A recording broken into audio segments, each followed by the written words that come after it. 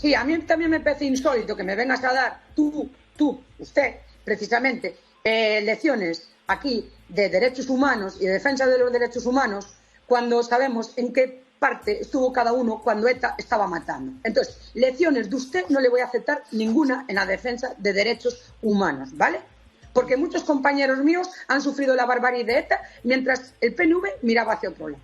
Entonces, yo sí que me he preparado el tema. Usted lo que está es obviando dos sentencias, una internacional y otra del Tribunal Supremo, que dicen que el palacete no es del PNV. Usted lo que está intentando ocultar es como, efectivamente, con el gobierno de Aznar, ustedes pactan eso, y el gobierno de Aznar no puede en el 2001, eso lo pactaron en el 96, y en el 2001 le responden que no pueden cumplirlo porque no está acreditado que es del PNV.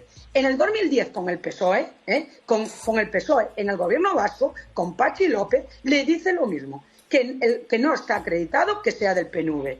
¿Por qué hasta el 2025 el PSOE no lo da? Pues porque necesita los votos. Punto y pelota. Así de fácil. Y usted tendrá un relato y nosotros tenemos los datos. Le doy el turno de palabra. Si las sentencias judiciales le dieran la razón, pues ya sería de ustedes. Vale. Ana Vázquez, escuchamos la respuesta de Iñaki Anasagasti.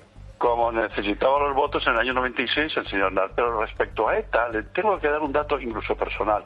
Llevé 13 años escolta porque fui amenazado por ETA. Por tanto, no me dé usted lecciones vale, pues ahora de llámale la democracia y atención ese tipo de cosas. a En tus primer lugar. compañeros del En segundo PNV lugar, que están en segundo lugar, excarcelando presos la de percha... ETA. Ahora a ver qué te parece que están excarcelando presos de ETA.